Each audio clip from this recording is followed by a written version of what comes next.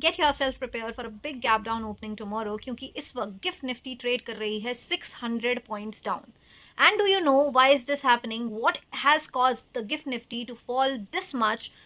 एक ही दिन में इतना बड़ा फॉल आ गया, जो 3 दिन का एक ग्रीन में हमें क्लोजिंग मिल रही थी. तो ऐसा क्या हुआ आज अचानक? Let's understand.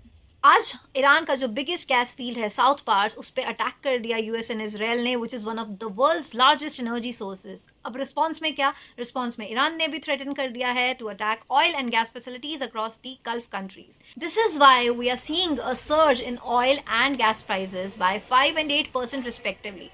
So now the question is, why oil and gas prices are rising? Simple सी बात है कि सप्लाई का डेंजर. सी मिडिल ईस्ट जो है वो वर्ल्ड का बिगेस्ट ऑयल सप्लायर है, एंड व्हाट वॉर मींस कि प्रोडक्शन एंड ट्रांसपोर्ट दोनों रिस्क पे आ जाते हैं. Resultantly the prices shoot.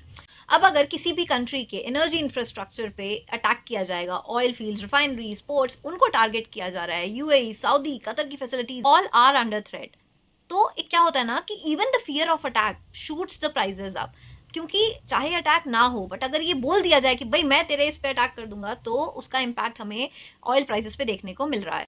And how big is the impact कि जो ब्रेंट क्रूड का प्राइस है, it has surged by 6%, trading around $109 per barrel. इसका इम्पैक्ट क्या है कि जो ग्लोबल गैस के प्राइसेस हैं वो भी राइज कर रहे हैं शार्पली, जिसकी वजह से जो एयरलाइंस हैं they have already cancelled flights due to the fuel cost.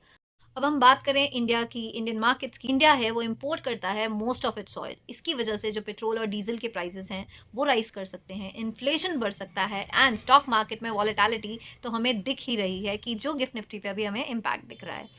Number 2 impact क्या हो सकता है इंडिया पे कि global trade disruption, shipping routes unsafe हो जाएंगे, तो इंश्योरेंस कॉस्ट बढ़ेंगी, डिलीवरी डिलेज पॉसिबल होंगे.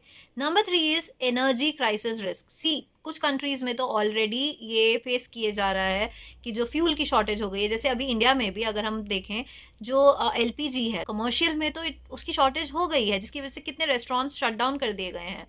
अब प्रॉब्लम सारी क्या है? यूएस और इसराइल अटैक कर रहे हैं, तो ईरान कैसे पीछे हटे? ईरान ने भी वार्निंग दे दी है कि अगर कोई भी शिप स्ट्रेट से निकला तो it can be targeted, and it is also threatening to shut the route completely. So new जो लीडरशिप है, it is taking a more aggressive stand now. अगर अब ये सब कंटिन्यू होता रहता है, कोई डीएस्केलेशन नहीं होता है इस वॉर में, तो oil companies they obviously are getting benefited, but aviation, paint, logistics वाले जो सेक्टर्स हैं they are under pressure. India VIX में हमें कल फिर से एक इंक्रीज देखने को मिलने वाला है. So this is not just a regional issue now, you know, now it is like a global energy crisis. अगर सिचुएशन और ज्यादा वर्सन होती है यहाँ से, तो ऑयल की prices can go even higher and the markets can become truly more unstable.